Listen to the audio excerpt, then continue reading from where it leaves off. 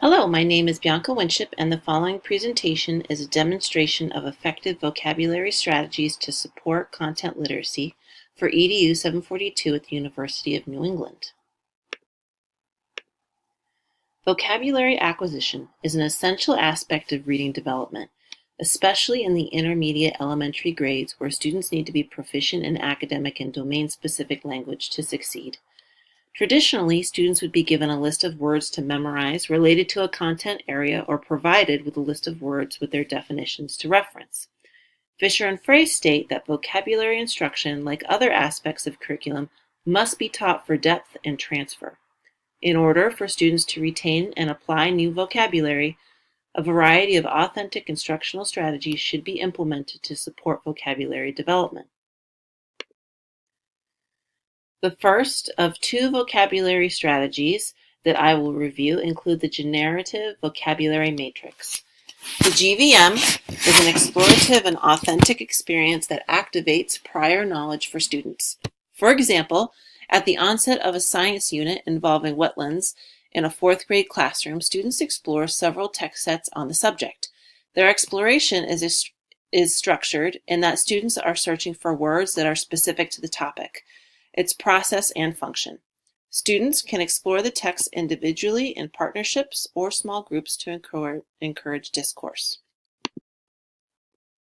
To support students' exploration, the teacher first models previewing and scouring the text for specific terms. Vocabulary is typically organized into three tiers. The first tier includes everyday science words that are less emphasized. The second and third tiers are the focus of the GMV exercise. Tier 2 words include abstract general academic words that are common across the topic. Gregory et al. Also states that Tier 3 words include domain-specific academic vocabulary made up of highly specialized subject-specific words that lack generalization and occur infrequently in texts. The words are placed on post-it notes or index cards. Once students have had time to explore and collect words, students can work in small groups or come back together as a class to sort and categorize. Words can essentially be organized by the three tiers, but students can also sort based on the topic. For example, when studying the wetlands, students decided to sort the words by habitats within the wetlands using Tier 1 terminology, above the shore and below the shore, and sorted by animal or plant. A GVM is essentially an activity to activate student schema, but has more opportunity for vocabulary development other than just for reference. Forms of concept mapping can be applied to make connections and encourage a deeper level of understanding for terms that are related to function and process within the topic. Imagery and various games can also be implemented so students have multiple opportunities to interact with the words to support retention. My second instructional strategy is not only effective for supporting vocabulary development, but is an instructional strategy that supports all learning. John Hattie's research with effect sizes places classroom discussion at a 0.82 effect size. Any instructional strategy or practice over 0.40 is considered making a positive impact on student learning. Classroom discussion allows students to hear vocabulary being modeled by the teacher and subsequent peers, but gives students the opportunity to practice repetition, contextualization, and authentic reasons to use the terminology in discussion. Brock et al. Also states that much of what we learn through speaking and listening.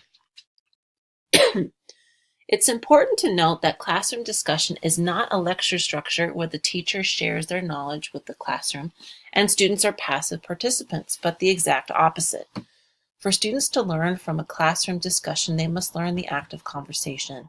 Classroom discussion procedures, expectations, and strategies must be implemented to reap the benefits of a productive classroom discussion. For example, a classroom discussion can center around a process related to how frogs hibernate in the wetlands. Students would sit in partnerships, small groups, or whole group to discuss their thinking.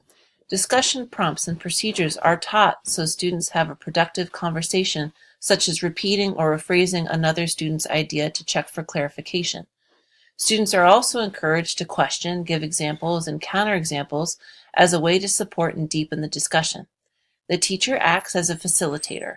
A question may be posed by the teacher, but it's really encouraged for students to stimulate the conversation with their own questions and to direct them at each other, instead of seeking approval or verification from the teacher. This promotes the internalizing of supporting ideas with evidence. Classroom discussion also dovetails with other instructional practices that elicit a positive impact on learning, like questioning and giving feedback. Vocabulary development can also be supported by these practices to support the repetition of terms for retention. Wells states that when teachers engage students in meaningful conversation and encourage students to talk with each other, they set a context for deep conceptual learning.